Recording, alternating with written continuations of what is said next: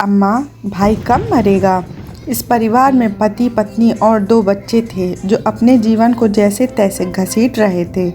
घर का मुखिया काफ़ी समय से बीमार था और सारी बचत घर के मुखिया के इलाज पर खर्च हो चुकी थी, लेकिन वो अभी भी बिस्तर पर पड़ा हुआ था। आखिर एक दिन बच्चे इसी हालत में अनाथ हो गए। प्रथा के अनुसार 3 दिन तक आस पड़ोस से खाना आया और चौथे दिन भी पीड़ित परिवार भोजन की राह देख रहा था, लेकिन लोग अपने अपने काम में व्यस्त हो गए थे। किसी ने इस घर की तरफ ध्यान नहीं दिया।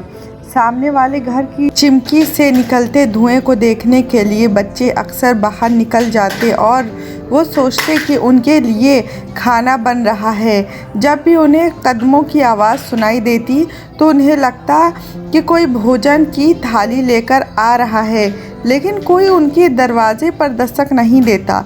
आखिर माँ तो माँ होती है। उसने घर से रोटी के कुछ सूखे टुकड़े टूटे और इस टुकड़ों से बच्चों को बहला फुसलाकर सुला दिया। अगले दिन फिर भूख सामने थी। घर में क्या था जो बिक जाता? फिर भी काफ़ी देर तक तलाशने के बाद कुछ चीज़ें निकली जो कबाड़ के हाथों बिक गई और 2-4 वक्त की रोटी की व्यवस्था हो गई। जब ये पैसा भी समाप्त हो गया तो फिर से खाने के लाले पड़ गए। भूखे बच्चों का चेहरा माँ से देखा नहीं गया।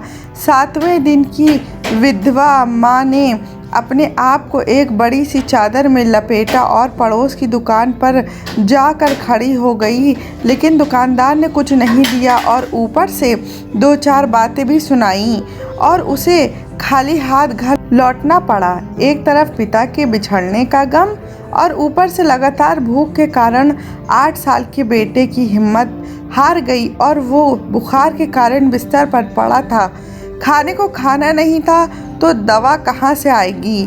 बुखार से तड़प रहे बेटे के सिर पर माँ पानी की पट्टियाँ लगा रही थी, जबकि 5 वर्षीय बहन अपने नन्हे हाथों से भाई के पैर दबा रही थी। अचानक वो उठी, अपनी माँ के पास आई और उसके कान में बोली, अम्मा, भाई कब मरेगा? ये सुनकर मानो माँ के दिल में खंजर लग गया। उसने उसे अपने सीने से लगा लिया और पूछा, मेरी बेटी, तुम क्या कह रही हो? लड़की मासूमियत से बोली, हाँ माँ, भाई मरेगा तो खाना आएगा ना। आज के समाज में कोई किसी का नहीं नापने ना पारा। इस वीडियो से आपके क्या विचार है कमेंट बॉक्स में ज़रूर बताएं।